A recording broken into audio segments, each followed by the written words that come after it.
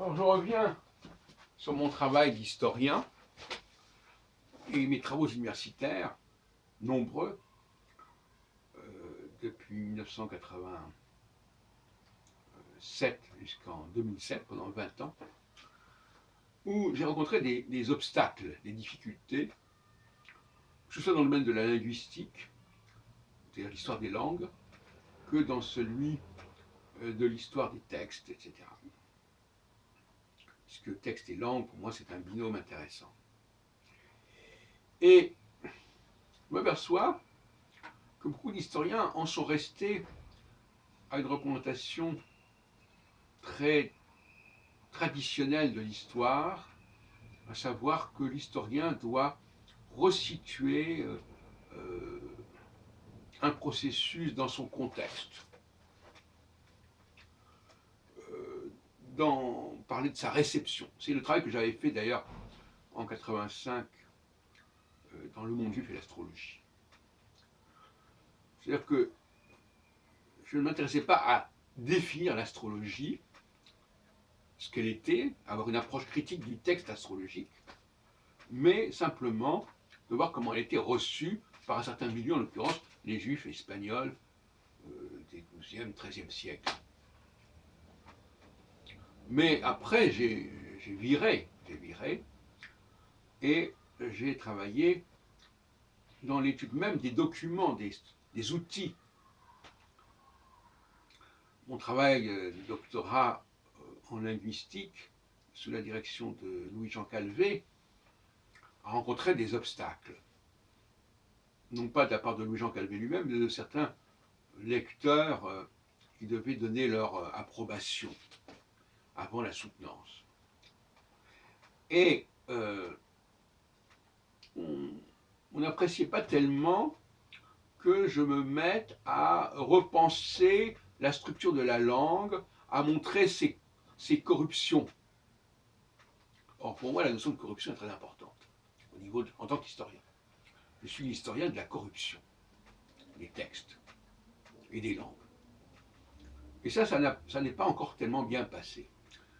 À telle enseigne qu'en 2007, 20 ans plus tard, dans mon post-doctorat sur Nostradamus, que j'avais intitulé d'ailleurs quand même La naissance de la critique nostradamique, certains m'ont reproché de ne pas m'en tenir à une approche purement historique.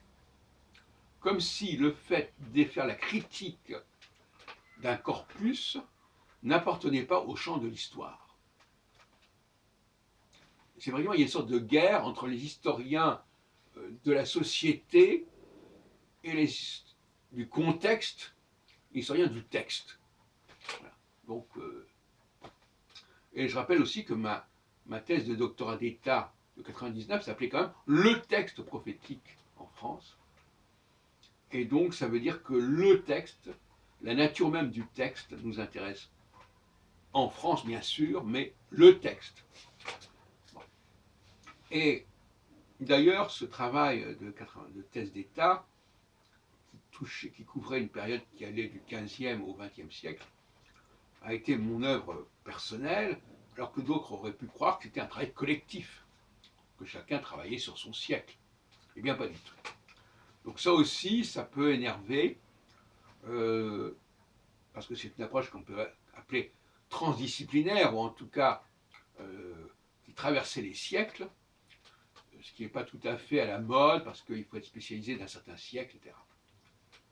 Je trouve que moi, entre ma thèse de doctorat en études orientales de 79, puisqu'elle a été publiée en 85, mais elle a été soutenue en 79, sur le Moyen-Âge espagnol, et ma thèse d'État qui aboutissait au protocole des sages de Sion des années 1900 et quelques, effectivement, ça fait quand même un grand écart, aussi bien au niveau du temps que du domaine étudié, abordé, en passant par Nostradamus, etc.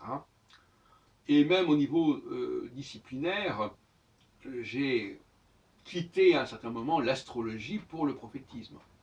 Et ça, c'est pas du tout la même chose non plus. Et par la suite, bon, aujourd'hui, je travaille sur l'origine de l'astrologie et bien avant la période que l'on connaît, en fin de compte, c'est-à-dire montrer que l'astrologie a été corrompue, que le texte astrologique a été corrompu. On revient à la question de la corruption.